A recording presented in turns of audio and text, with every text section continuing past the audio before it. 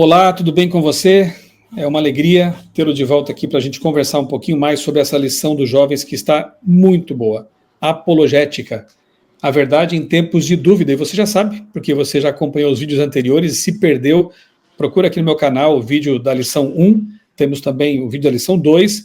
Convidei para conversar sobre esses temas o meu amigo de longa data aí, o Bruno Ribeiro Nascimento.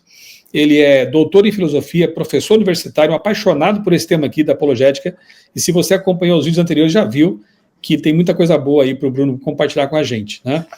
A lição 3, ela tem como título, aqui está, a assinatura do designer. Eu gosto muito desse assunto também, né? Nos meus livros eu trato sobre isso.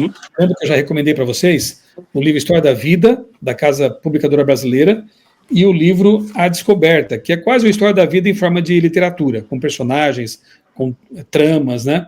Então, eu sou apaixonado por esse assunto, já fui evolucionista lá no meu passado, né? Então, falar sobre esses temas, para mim, não é só assunto para estudo, é a minha própria história, né? E eu creio também que seja do Bruno, porque ele também lida com isso há muito tempo, como aluno e como professor, né? A tirinha da semana, que eu também escrevi aqui a história, né?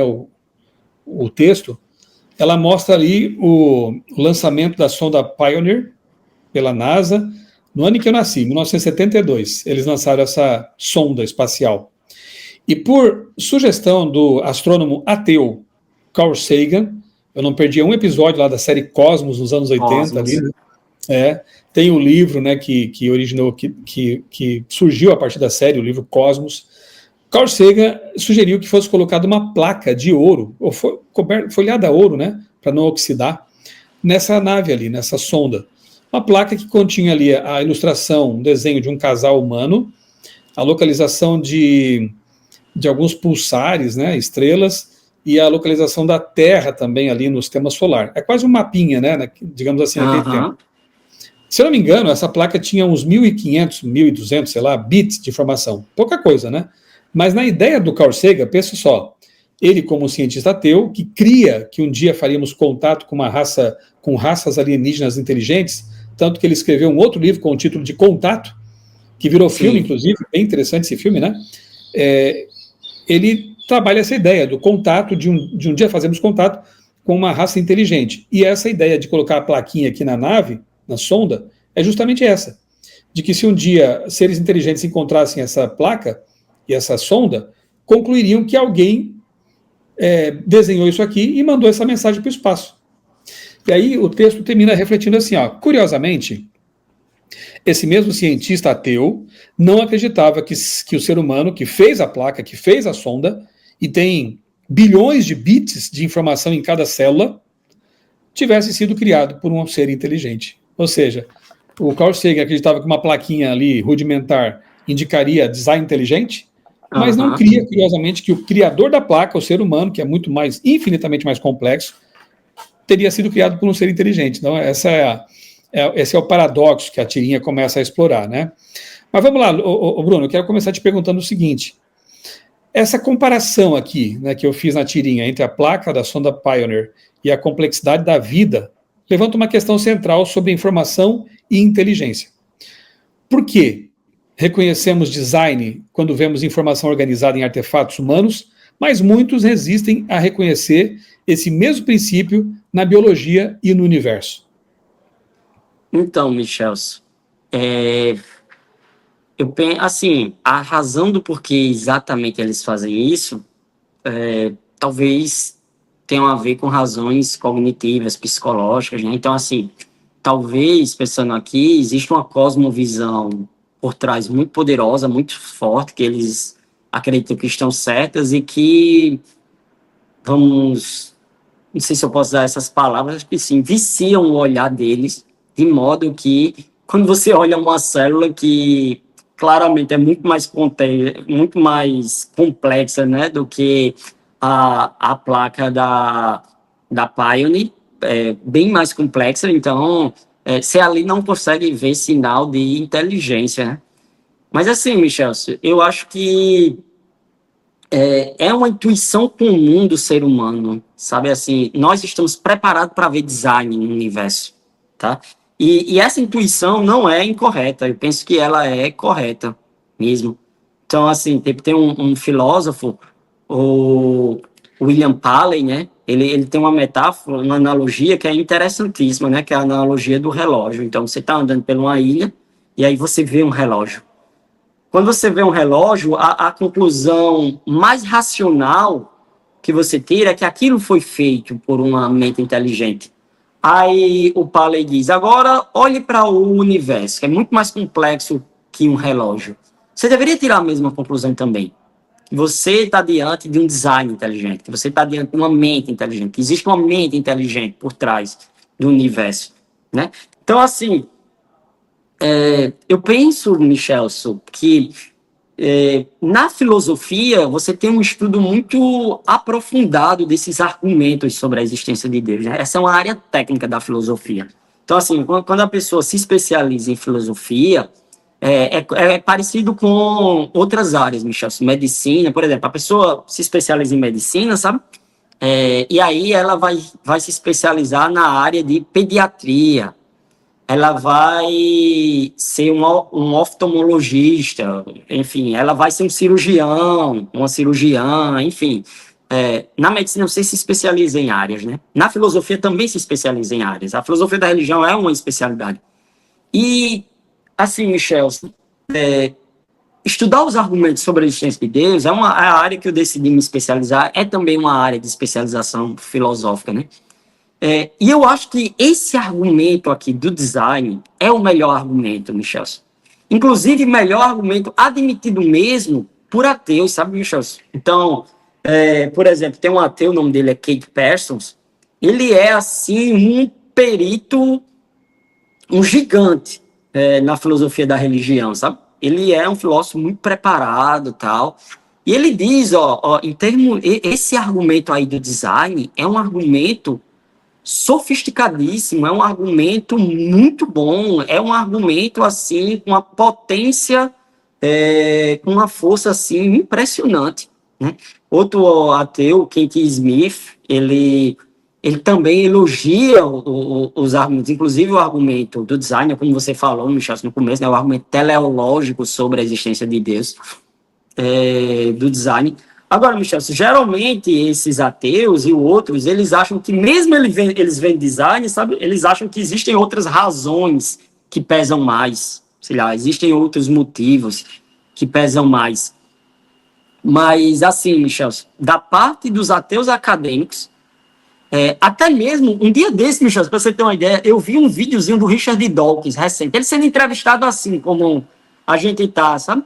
E aí o Dawkins disse, olha, eu admito que esse argumento aí do design, da sintonia fina, ele tem uma força. Ele tem uma força impressionante, né? Então, assim, esse é um dos argumentos que é difícil você enterrar a cabeça na areia, né? Para usar essa expressão. Esse aí é um bom argumento sobre a existência de Deus. Eu acho que é um argumento que o cristão ele tem que conhecer, sabe? Nesse diálogo aí. Você mencionou um detalhe lá no começo da sua resposta, Bruno, que me fez lembrar de um outro livro. Pessoal, vão pegando as dicas aqui, tá? A gente vai lembrando de livros, vai soltando aqui. Quem quiser se aprofundar, vá atrás, né? Que são boas indicações.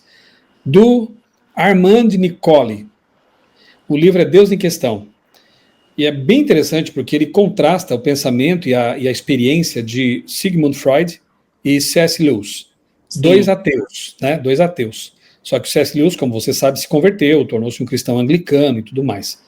E ali no livro, o Armand, que é um psicólogo, um psiquiatra, ele mostra como questões assim subjetivas, talvez uma experiência ruim na infância com um pai ou com um mentor, caso de Dawkins, viu? Eu li uma entrevista uma vez que foi muito reveladora. O Dawkins, para quem não sabe, escreveu aquele livro Deus, um Delírio, né, que foi muito incensado aí no começo dos anos 2000, né, um desafio ao cristianismo, à Bíblia. O Dawkins admitiu numa entrevista que, infelizmente, quando era criança, ele sofreu abuso numa escola cristã anglicana. E claro que isso deixa marcas na vida de uma criança, é uma coisa muito terrível, né? Mas aí eu comecei a entender algumas coisas. Quando eu leio lá no livro do Dawkins, O Deus, um Delírio, ele fala assim que, eu vou parafrasear, Deus é um tirano, é um assassino, é um opressor, é um abusador. Opa, eu consigo ouvir a voz de uma criança ferida nesse texto. Né? E é justamente o que o Armand Nicole coloca no livro Deus em Questão. Bom livro, hein? Freud e o Lewis tiveram experiências negativas com a paternidade lá na infância. Só que o Lewis, ele se converte. E quando acontece a conversão real na vida da pessoa, ela perdoa os que a machucaram, né, perdoa o seu passado, se perdoa e segue vida nova, né? Tudo se faz novo. E o Lewis perdoa o pai dele e segue a vida como um cristão. Então é interessante pensar também nisso, né? Que em muitos casos, não todos evidentemente, mas em muitos casos, o ateísmo e o ceticismo de algumas pessoas deriva não de uma elaboração racional, de uma reflexão racional, mas muitas vezes tem que ver com questões mais emocionais mesmo, né? E traumas também. Então vale a pena pensar um pouquinho sobre isso. Bruno, a lição cita um autor que eu sei que você gosta muito também, eu já li também, gosto muito dele, o Anthony Flew. Anthony Flew é mais uma indicação. Eu acho que o livro dele anda esgotado por aí, né, em português, infelizmente. Né? Mas é um livro muito, muito bom, que em português teve o título de Um Ateu Garante Deus Existe. Em inglês é There is No God. Aí eles riscaram no e colocaram um A, né? There is a God. Uma brincadeira legal, assim, com o título na capa. Anthony Flew era tido, para você ter uma ideia, amiga, era tido como o maior filósofo cristão do século XX. O camarada era tremendo, assim, escreveu muita coisa. O maior filósofo ateu, né? O maior filósofo ateu, né? Que tu disse, o maior filósofo cristão. Vamos qualificá-la. O maior filósofo ateu do século XX. E mais para o fim da vida, ainda totalmente racional, ele repensa tudo, né? Inclusive, no livro ele fala que o argumento cosmológico, o argumento teleológico, sim, e outros, né, foram os que realmente mexeram com ele. Olha o poder da apologética, o poder de um bom argumento cristão racional, né? Levou o maior filósofo ateu do século XX à conversão, vamos colocar assim, né? Então, ele abandona o ateísmo após considerar seriamente aí o argumento do design inteligente, entre outros. Bruno, o que torna o argumento teleológico intelectualmente relevante hoje ainda? Especialmente à luz das descobertas recentes da física e da biologia. Eu acho, Michel, que é justamente isso, as descobertas recentes da física e da biologia que tornam o argumento teleológico significativo. Porque esse argumento, ele sempre teve na história da filosofia, sabe? Então, Platão defendia uma versão do argumento teleológico, Aristóteles tem uma obra perdida dele, mas que a gente tem essa obra por citações, ele defendia uma versão do argumento teleológico. Os filósofos estoicos, que foram aqueles que o apóstolo Paulo debateu com eles, Michel, eles também defendiam uma versão do argumento teleológico, sabe? Então, esse argumento teleológico, ele sempre teve, assim, um grau de atração e de força para as pessoas, sabe? Tanto que se você pergunta a uma pessoa, assim, fora as tuas experiências religiosas, por que razão você acha que alguém vai acreditar em Deus? Alguém deveria acreditar em Deus? A primeira resposta que ela dá ela vai falar alguma coisa sobre a complexidade do mundo, das coisas, etc. Então, o argumento teleológico, ele tem essa atração que mexe com a intuição da gente de que coisas complexas demandam uma mente inteligente por trás. Agora, Michel, nos últimos anos, da década de 60 para cá, especialmente, os físicos, eles descobriram algo que, assim, esses físicos, eles não descobriram isso, Michelson, porque eles são cristãos ou religiosos, tá? É tanto que as pessoas envolvidas nisso não são religiosas. Mas, por exemplo, tem um ateu, agora eu estou esquecido o nome dele, mas foi que deu o nome do Big Bang, né? Era um físico britânico. Ele foi que caçoou do nome do Big Bang. Não lembro agora, estou esquecido do nome. O Fred Hoyle. O Fred Hoyle, ele não era um religioso, cristão, etc. Mas ele foi um dos primeiros a descobrir essa coisa da sintonia fina, sabe? Por quê? O que é basicamente a sintonia fina do universo, Michel? Basicamente é o seguinte: o universo ele está estruturado de tal forma, de tal maneira, que a probabilidade de existir um universo que permite a vida, que permite vida complexa, é tão ínfima, é tão pequena comparado com a probabilidade dos universos que não permitem a vida, que quando um universo como o nosso permite a vida, as constantes que fazem com que ele permitam a vida, as leis da física que fazem com que ele permitam a vida. Então, esse arranjo, os físicos chamam ele de sintonia fina. E aí, Michel, o Fred Hoyle e outros, eles, na pesquisa acadêmica deles, eles alteraram alguns desses arranjos. E eles começaram a notar que uma pequena alteração para lá, uma pequena alteração para cá, a vida não era possível, sabe? De modo que, quando eles começaram a calcular, peraí, por exemplo, pensa na força gravitacional. A força gravitacional, ela tem ali uma constante operando, tá? A constante que ele chama a constante G. Então, a gravidade atrai uma coisa a outra. A força com que a gravidade atrai uma coisa a outra é chamada da constante G. Aí, o que é que os físicos fizeram, Michel? Eles começaram a alterar essa constante G, sabe? Vamos supor que essa constante G fosse um pouco mais para cima, para ficar numa linguagem assim mais didática. Ou vamos supor, Michel, que essa constante G, a gente diminuísse um pouco o valor dela, e aí os físicos começaram a notar que se eles aumentassem a força da constante G, né, os planetas estrelas, etc. A força da gravidade seria tal que uma pequena alteração juntaria tudo. Se eles diminuíssem, afrouxassem um pouco essa constante, então os planetas, estrelas, essas coisas nem se formariam direito, porque não teria gravidade suficiente para atrair um corpo maciço com relação a outro. Então, assim, uma pequena alteração na gravidade, para mais ou para menos, assim, explicando uma linguagem bem leiga, Michel, você não teria, por exemplo, a gravidade. E a gravidade é fundamental para você ter uma coisa chamada vida, né? Então, os físicos descobriram, Michel, 50 parâmetros desses. Um pouco mais, um pouco menos, e a vida não seria possível. Então, basicamente, o que torna esse argumento intelectualmente sofisticado é justamente as descobertas da física da década de 60 para cá, sabe? Você mencionou ali o Fred Hoyle, né, que é o que cunhou a expressão Big Bang.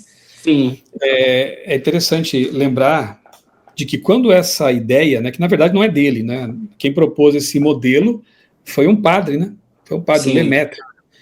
E o modelo é tão teológico que os cientistas naturalistas na época resistiram a ele, né, porque o modelo padrão, na verdade, diferentemente do que muitas vezes a mídia, o pessoal aí mais popular, assim, que não conhece muito o modelo, defende a ideia da grande explosão cósmica. Isso não tem nada a ver com o modelo que o padre Lemaitre propôs, que é simplesmente o seguinte: ele demonstrou matematicamente que o universo teve um começo, tempo, espaço e matéria tiveram um início. E essa ideia, ela é altamente contrária, né? Era contrária à visão dos cientistas naturalistas da época de que o universo, a matéria seriam eternos. Até porque isso tira a necessidade de um criador, né? Porque se tem um começo, tem que ter um início, tem que ter uma causa, né? É justamente o argumento cosmológico, né? Tudo que tem um começo tem que ter uma causa. O universo teve um começo ou não teve? Se teve, tem que ter uma causa. E eles queriam, a todo custo, evitar essa ideia de causa primeira não causada, né? Digamos assim. Só que quando o modelo vamos lá, chamado de Big Bang depois, que foi um apelido jocoso, né? Não era para ter esse nome, mas aí, isso é o Big Bang, é uma grande explosão, mas o apelido pegou e ficou assim mesmo, e acaba induzindo ao erro quando alguns pensam que é uma explosão cósmica. Quando essa ideia ganhou corpo, inclusive com evidências bastante sólidas, como, por exemplo, a radiação cósmica de fundo, o universo em expansão e outras coisas, né, descobertas depois, ficou evidente que ele teve um começo. E se o universo teve um começo, e agora, né? Tem que ter uma causa. Essa é a questão, né? Que causa é essa? Qual foi a causa primeira do universo? Ele não pode ter se autocausado, então tem que ser uma causa externa ao universo. Como a gente diz, né, Bruno? Tem que ser uma causa, vamos colocar em termos assim, da física, não da teologia ou da filosofia. Uma causa atemporal, porque ela cria o tempo. Sim. Uma causa que transcende a matéria, porque ela cria a matéria. Uma causa que tem que ser todo-poderosa, tem que ser inteligente, supremamente inteligente, porque, como o Bruno acabou de explicar, o universo não só existe, mas ele funciona com parâmetros que são finamente ajustados para existir. Então, essa causa afinou tudo isso, né? Calculou tudo isso. E uma causa pessoal, porque escolheu criar, decidiu criar um universo, tempo, espaço, matéria. E a gente chega, finalmente, né, à conclusão de que essa causa primeira que a filosofia nos apresenta é a mesma que está aqui na Bíblia. Porque o Deus da Bíblia é todo-poderoso, onisciente, onipresente, transcende o tempo, espaço e matéria, porque ele os cria, né? Todas essas reflexões, vejam, são um caminho longo para chegar ao atalho que começa com as seguintes palavras: no princípio, criou Deus os céus e a terra, né? Muito bom, vamos lá então, Bruno, para a última pergunta. Eu queria conversar mais coisas, mas temos que deixar para as próximas lições, senão a gente esgota tudo hoje, né? Mas o assunto é apaixonante, ele é, né? A última pergunta, então, para nós terminarmos o vídeo desta lição e deixar para comentar a próxima, então, na semana que vem. Bruno, a Bíblia apresenta o Criador não apenas como poderoso, como eu disse, né, mas pessoal. É um Deus pessoal. E o Novo Testamento identifica esse Criador como Jesus. O próprio João, né, o discípulo mais íntimo, começa o seu evangelho com palavras semelhantes às do Gênesis 1. No princípio era o Verbo. Sim. Logos, né? É Jesus ali, né? A palavra. No princípio era o verbo estava com Deus, o verbo era Deus. Todas as coisas foram feitas por meio dele, e sem ele nada do que foi feito se fez. Então ele é o criador de tudo. Portanto, ele mesmo não pode ser criado, né? Ele criou tudo. Então, Jesus, esse ser maravilhoso, é identificado na Bíblia como o criador. Com a compreensão de que o designer do universo é também o salvador, transforma a maneira como falamos de criação, ciência, fé no mundo contemporâneo. Então, existe naquele livro do James Clear, Michel, Universo ao Lado, existe um tipo de cosmovisão que é a deísta, né? Então, basicamente, os deístas acreditam, existe um Deus. O argumento teleológico do design, por exemplo, mostra para a gente, existe uma mente por trás do universo. Agora, essa mente a gente não sabe mais sobre ela não nos revelou nada. Talvez ela tenha até nos abandonado, né? Então, os deístas acreditam que Deus, ele criou tudo, mas ele não se revelou para a humanidade. E essa crença foi comum durante o iluminismo, né? Muitos filósofos, o Voltaire acreditava nela, talvez o David Hume, que é um filósofo ali da época do iluminismo, talvez ele acreditava, ele também era deísta, etc. E alguns filósofos, alguns cientistas contemporâneos, parecem que eles são deístas também, né? Mas assim, Michelson, fica faltando aí esse que não é somente o nosso Criador, mas também é o nosso Redentor, né? Porque nós, seres humanos, de certa forma, nós não somente temos uma dignidade, porque nós somos criados por Deus, então existe uma dignidade intrínseca ao ser humano, criado à imagem e semelhança de Deus, né? Gênesis diferencia os seres humanos de outros tipos de criações em que a humanidade é simplesmente um acidente. Já em Gênesis, a humanidade toda é a imagem e semelhança de Deus, né? Diferente do Egito, que só o faraó era a imagem e semelhança de Deus, por exemplo. Então, a ideia de que temos um design, mas ele também é o nosso criador pessoal e é o nosso salvador, que enviou Jesus Cristo aqui na Terra para nos salvar, isso muda o modo como a gente vê a criação, isso muda a forma, Michel, como a gente vê a ciência. Então, por que a gente faz ciência? A gente faz ciência para glorificar a Deus e ajudar a humanidade, como dizia o Francis Bacon, né? O filósofo Francis Bacon. Então, a gente começa a ver as coisas em perspectiva diferente. Porque, Michel, de fato, é muito importante a gente identificar que tem um design inteligente. Mas, mais importante do que isso, esse é um primeiro passo, é mostrar como esse design é o nosso criador e salvador pessoal, Jesus Cristo, né? É por isso que, por exemplo, no Antigo Testamento, né, ali na lei de Moisés, nos 5 primeiros livros da Bíblia, Gênesis, Levítico, Número e Deuteronômio, quando se fala, por exemplo, do sábado, né, o sábado aponta para a criação, em Êxodo 20, mas o sábado também aponta para a redenção, no livro de Deuteronômio, sabe? Então, essas duas coisas, Deus é o nosso Criador, Deus é o nosso Salvador, sabe? Essas duas ideias são muito importantes para a fé cristã. A fé cristã, ela tá um dos pilares da fé cristã é que Deus é criador dos céus e da terra, né? Como diz lá o credo apostólico, creio em Deus Pai Todo-Poderoso, criador dos céus e da terra. Mas também uma ideia muito importante da fé cristã é que esse criador é Jesus Cristo. Uma vez, Michelson, o Dawkins estava entrevistando o Alistair McGrath, né? Sobre aquele livro, O Delírio de Dawkins. Era numa conversa assim, aí o Dawkins perguntou assim, cara, por que você não acredita em qualquer Deus? Por que tem que ser o Deus cristão? Né? E aí o McGrath fez, por causa de Jesus Cristo. É isso que me faz cristão, Jesus Cristo. Né? Então, por isso que não pode ser qualquer outro Deus. Jesus Cristo faz toda a diferença. Né? Então, eu acho que na apologética, o cristão tem que olhar para esses dois lados, Michel, sabe?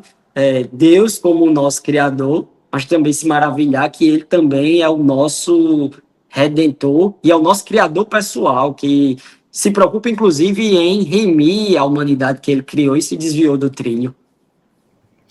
Muito bom, Bruno. Podia ficar aqui o dia inteiro conversando com você sobre esses assuntos, mas vamos deixar, como eu disse, para os próximos vídeos, né? Um outro autor que o Bruno tem citado aqui, já é a segunda ou terceira vez que ele cita, e fique ligado aí, viu? Alistair McGrath. Ele era ateu também, se converteu, né, com uma questão de apologética, tem escrito livros muito bons, confrontou o Dawkins lá no passado, né? O livro dele, O Delírio de Dawkins, é muito bom. Porque o Dawkins escreveu, lembra? Deus, um delírio. Aí o McGrath escreve O Delírio de Dawkins, né? E responde às questões que o Dawkins apresenta lá no livro dele. Então, qualquer livro aí que você puder encontrar do Alistair McGrath, vale a pena, tá? McGrath, com TH no final, né? Alistair McGrath, digamos assim. E quando você falava aí de Jesus, me lembrei de um outro livro, de um indivíduo com quem me identifico muito, até porque ele é jornalista também, né? O Lee Strobel. Lee Strobel era um jornalista ateu, e ele então, até saiu um filme, né, com mesmo, acho que o título do livro dele, que é Deus em Questão, alguma coisa assim, mas procura lá. Eu acho que é Em Defesa de Cristo, uma coisa assim. Em Defesa de Cristo, exatamente, In Case of Christ, né, que tem o livro dele lá em inglês. Em Defesa de Cristo, do Lee Strobel, muito bom, e ele começa a investigar, né, os argumentos cristãos com base no jornalismo investigativo, porque ele era um jornalista investigativo, e por fim, dando um baita spoiler aqui, ele se converte, né. E, num dos livros dele, ele entrevista alguns personagens, alguns ateus, e ele conversa lá com um grande, se não me engano, um teólogo ateu, esqueci o nome agora, que abandonou a fé, enfim, né, também acontece isso, e ele começa a perguntar coisas para aquele pensador, e no final ele pergunta assim, e Jesus? E Jesus para você? E a resposta mexeu comigo, porque ele falou assim, Jesus, eu tenho saudade dele. Olha, se isso não mexe com a gente, né? Porque Jesus é tudo, né? Jesus é o Criador, Jesus é o Salvador, e quando as pessoas têm um encontro pessoal com Ele, as dúvidas caem por terra, né? E, geralmente é a conversão que leva as pessoas a buscar as respostas e aceitá-las e acolhê-las, né? Antes disso, continua sendo um argumento racional necessário, importante, mas nem sempre leva até o passo final, né? Que é a pessoa se render. Muito bom. Bruno, obrigado mais uma vez, tá? Você volta semana que vem para a gente conversar um pouco mais sobre essa lição que está muito boa. Já deu para perceber, né, que ela tem motivado discussões muito boas e profundas, necessárias para este tempo de dúvida. Então, não deixe de estudar toda semana a sua lição dos jovens aí, tá? E você que tem a lição dos adultos, eu até já nos comentários que eu faço na lição de adultos, eu tenho dito, né? Que tal nesse trimestre você estudar as duas? Não vai perder nada, pelo contrário, vai ganhar muito, né? Então tá aqui, a lição sobre apologética, a verdade em tempos de dúvida, tá? Escudo da fé ali, ó, proteção contra as flechas da dúvida, a Bíblia é esse escudo, tá bom? Bruno, até semana que vem, e você que nos acompanhou até aqui, um abraço, Deus abençoe a sua vida, a sua família, e continue acompanhando aqui, compartilhando, curtindo, comentando aqui abaixo esses nossos vídeos. Fique com Deus.